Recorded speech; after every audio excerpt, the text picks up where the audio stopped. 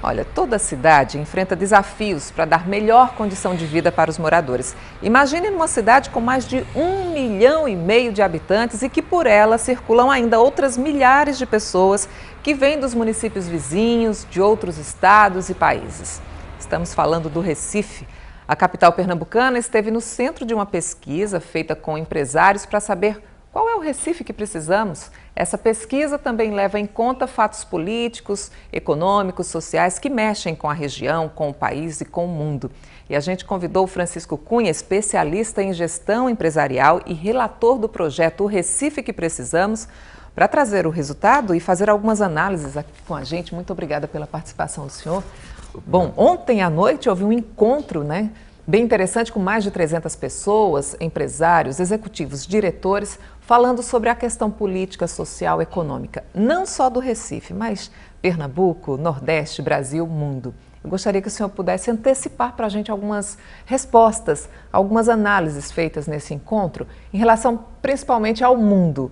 Em que conjuntura a gente se encontra? Nós nos encontramos numa conjuntura, eu diria, semelhante à do ano passado. Esse ano se repetiu. Então, nós tivemos resultado dessa pesquisa a qual você se referiu.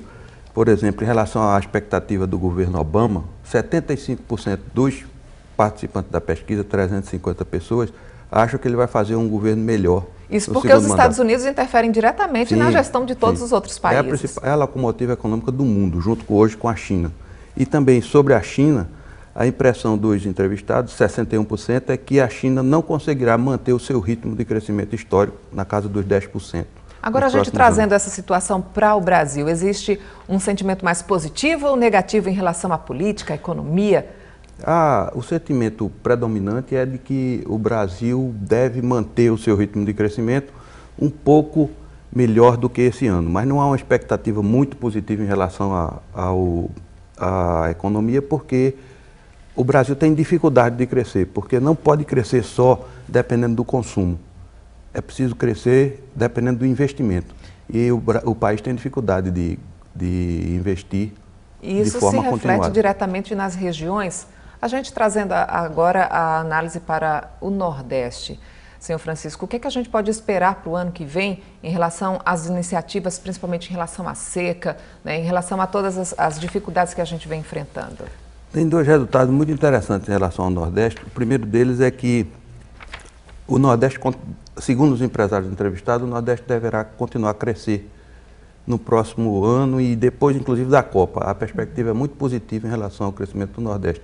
Agora, 76% não acreditam que o governo federal seja capaz de estabelecer, implantar e executar uma política de combate à seca. Isso é uma coisa impressionante. Quer dizer, um país como o Brasil, do tamanho do Brasil, nós temos uma região maior, o semiárido mais populoso do mundo, que é o semiárido nordestino, e o país não consegue estabelecer uma política de longo prazo para um fenômeno cíclico previsível. Que todo ano a gente passa por seca, só que tem anos que são mais graves, É verdade. Agora, quando a gente, falando agora do Recife, a capital pernambucana, bom, a gente tem 184 municípios, a gente fica pensando assim, mas quem está no interior, o que é que tem a ver com a minha vida? Tem sim, é a capital do estado. Qual foi a análise que todos fizeram sobre a capital pernambucana? A capital pernambucana passa hoje por uma situação muito difícil.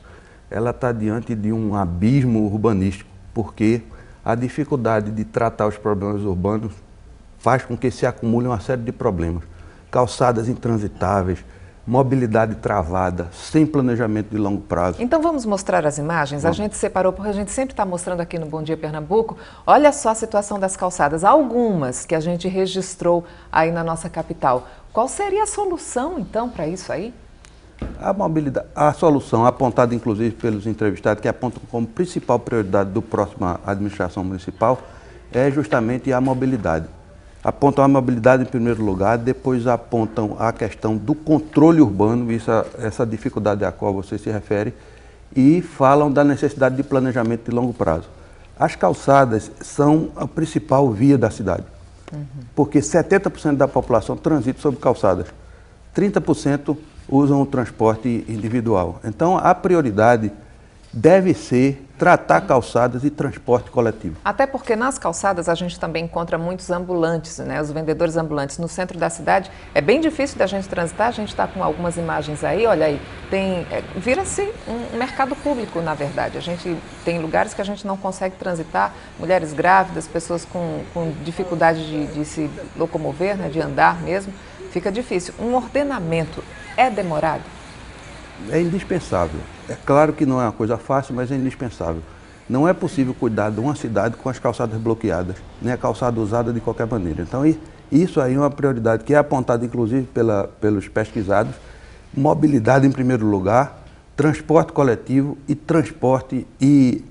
trânsito livre sobre as calçadas. Isso é indispensável, absolutamente indispensável. Essa questão da mobilidade é muito importante, até porque a gente tem Copa das Confederações também no ano que vem, né, em 2014, Copa do Mundo. Mas antes de ter Copa, a gente tem gente.